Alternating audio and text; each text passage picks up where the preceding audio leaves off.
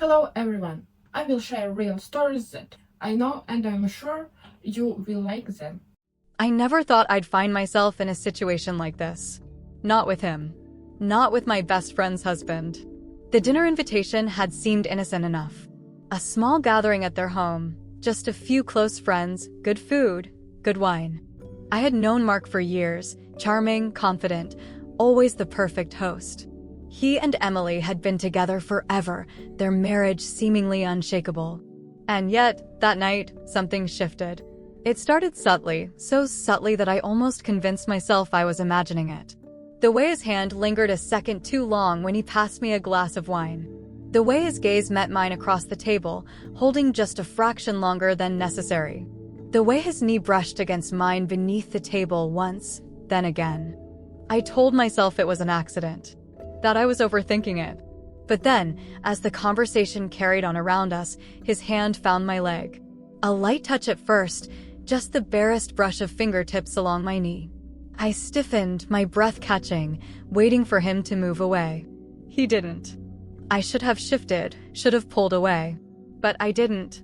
Instead, I stayed frozen, my mind racing, my pulse pounding. Emily sat just inches away, laughing at something one of our friends had said, completely unaware of what was happening beneath the table. His fingers moved slightly, tracing an absent-minded pattern along the curve of my knee, then lower. A slow, careful touch, one that sent a shiver up my spine. I swallowed hard, forcing myself to focus on the conversation, to keep my face neutral, my voice steady. But I couldn't ignore the way my body responded, the way the heat of his touch seeped through the thin fabric of my dress, the way my skin tingled beneath his fingertips. I risked a glance at him. He was listening to Emily, nodding at her words, his expression perfectly composed. As if nothing was happening. As if his hand wasn't still on my leg, fingers flexing just slightly, testing, waiting. A silent question hung between us. And the worst part? I wasn't sure I wanted to answer it. The evening carried on, laughter and conversation flowing effortlessly around us, but I was no longer part of it. My focus had narrowed to the space beneath the table, to the warmth of his palm against my skin. He wasn't rushing, wasn't pushing. His touch was maddeningly slow, deliberate, as though he had all the time in the world. I shifted slightly, just enough to feel the weight of his touch adjust in response. He noticed. Of course, he did. His fingers curled just a fraction tighter, his thumb brushing a slow, deliberate line along the inside of my knee. My breath hitched, but I forced myself to stay still, to pretend like I wasn't drowning in the sensation. Emily's voice brought me back for a moment. You okay? You're quiet. I blinked, plastering on a small smile. Yeah, just listening. Mark didn't look at me, but I felt the ghost of his amusement in the way his fingers moved just a little higher, testing boundaries neither of us should have been crossing. My fingers curled against the fabric of my napkin, gripping it tighter, grounding myself against the dizzying pull of it all. The dinner plates were cleared, and everyone moved toward the living room, the warmth of wine and laughter still buzzing in the air. I moved to stand, but before I could, his hand pressed down gently, a silent command to wait. My pulse raced. Emily stood, oblivious. I'll grab dessert. You guys stay put, I'll be right back. The moment she left the room, the energy between us changed. No longer masked by the presence of others, it was heavy, undeniable. His fingers traced the same slow path back down my thigh as though savoring the moment. You didn't stop me, he murmured, his voice low, just for me. I exhaled slowly, steadying myself. I should have. His fingers stilled for a second before continuing, his touch thoughtful, measured. But you didn't. I turned my head slightly, just enough to meet his gaze. His expression was unreadable, but there was something dark, something knowing in the way he watched me. Why? He asked, the question hanging between us like a challenge.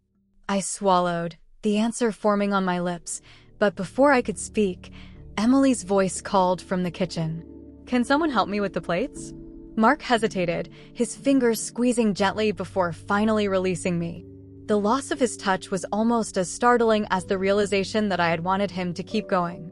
I should help her, I murmured, my voice barely above a whisper. He smirked, reaching for his wine glass. Of course. As I walked away, my legs felt unsteady, my mind racing. This wasn't over. We both knew it. And the worst part? I wasn't sure I wanted it to be. The moment should have ended there. A fleeting lapse in judgment, a silent exchange meant to be forgotten.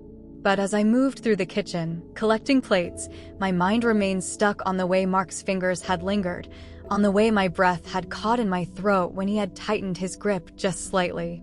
Emily was busy plating desserts, humming softly to herself, completely unaware. I tried to focus on her words, on the clatter of dishes, on anything but the pulse still racing in my veins. "Can you take these out?" she asked, handing me a tray of small plates. Of course, I replied, my voice steadier than I felt. As I stepped back into the dining room, Mark was already watching me. The weight of his gaze made my skin prickle with awareness. He leaned back in his chair, fingers toying with the rim of his wine glass, a quiet smirk playing on his lips. He knew. He knew exactly what he had done, exactly what I had allowed. I set the plates down, careful not to meet his eyes for too long, but I could still feel him, the unspoken tension stretching between us like a tightrope. "Dessert is served," I announced lightly, forcing normalcy into my voice. The conversation resumed, laughter filling the air, but I was no longer part of it. My thoughts were too tangled, my body too aware of every small movement he made. And when his hand found my leg under the table again, I knew. This wasn't a mistake. This wasn't an accident. This was deliberate. His touch was more confident this time, his fingers tracing slow, knowing circles against my knee before slipping lower. My breath hitched, my spine stiffening slightly, but I didn't move. I couldn't move. Emily was sitting right next to him, completely oblivious. I forced myself to take a sip of wine, hoping the movement would disguise the shiver that threatened to betray me. Mark's fingers tightened slightly, his grip more possessive now, more certain. It wasn't just testing anymore. He was waiting, watching, and I let him. The room felt smaller, the air heavier, as if we were existing in a space separate from the others, bound by something neither of us had planned, but neither of us wanted to stop. I could hear my heartbeat in my ears, could feel my pulse in every place he touched. I should have pulled away. I should have stood up and left the table, but I didn't. Instead, I turned my head slightly, just enough to meet his gaze, to acknowledge what was happening without words. His eyes darkened, the smirk on his lips barely visible but unmistakable. "Everything okay?" Emily asked suddenly, breaking the moment. I blinked, my body jolting as if woken from a trance. "Yes," I said quickly, too quickly. Mark withdrew his hand, slow and deliberate, as if savoring the final second of contact. I exhaled, reaching for my napkin, needing something to ground myself. The conversation continued, laughter bubbling around me again, but I barely heard any of it. My body was still on high alert, my skin still tingling where he had touched me. The night eventually wound down, coats were retrieved, goodbyes exchanged. I avoided looking at Mark as Emily walked me to the door, her arms wrapping around me in a warm hug. "We should do this more often," she said, smiling. I nodded, my stomach twisting with something I couldn't name. "Yeah, we should." As I stepped outside, the cool night air hit my skin, clearing my mind just enough to make me realize the weight of what had just happened. I had crossed a line. A quiet, invisible line that could never be uncrossed.